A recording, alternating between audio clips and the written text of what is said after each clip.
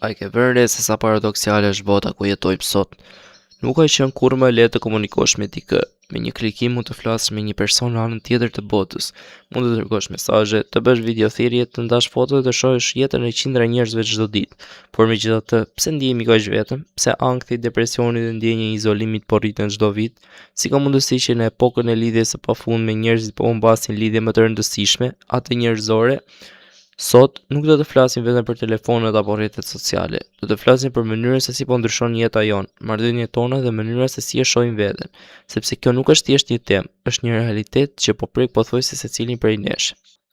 Kur hap telefonin të duket sikur je i lidhur me botën, shikon njerëz që udhëtojnë, që buzëqeshin, që festojnë, që ndërtojnë karrierë, që ndërtojnë jetën perfekte, por ajo që shohim është vetëm një pjesë e vogël e realitetit. Askush nuk poston netët kur qan, askush nuk poston momentet kur ndihet i humbur, askush nuk poston frikën që ka për të ardhmen, dhe pa e kuptuar, fillojmë të krahasojmë jetën tonë të vërtetë me versionin më të bukur të jetës së dikujt tjetër.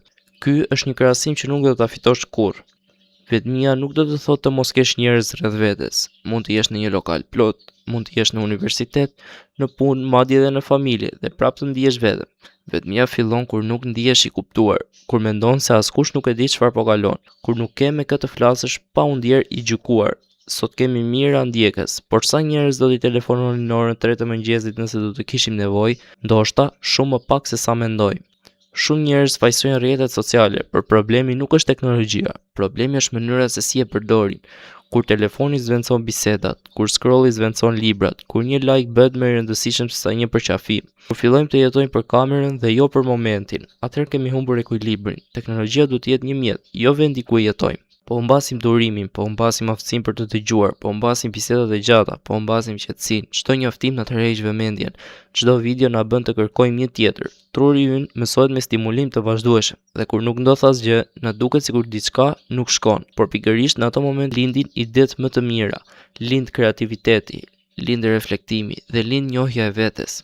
Nuk është e nevojshme të fshijmë çdo aplikacion. Mjafton të ndryshojmë disa zakone. Telefono një mik në vend që të i dërgosh atij vetëm një emoji. Dil për një kafe, lëre telefonin më njan kur je me familjen, lexo disa faqe çdo ditë, dil për një shëndetje pa kufje, mëso të rrish vetëm me mendimet e tua, sepse vetëm kur dëgjon veten mund të kuptosh se kush je në të vërtetë. Në fund të ditës, nuk janë ndjekësit që na bëjnë të lumtur, nuk janë pëlqimet, nuk janë shikimet, janë njerëzit që na njohin ashtu siç jemi, janë bisedat e sinqerta, janë momentet që nuk postohen askund. Prandaj, a mendoni se rrjetet sociale na kanë afruar më shumë me njëri tjetrin apo në fakt na kanë larguar? Shkruani mendimin tuaj në koment.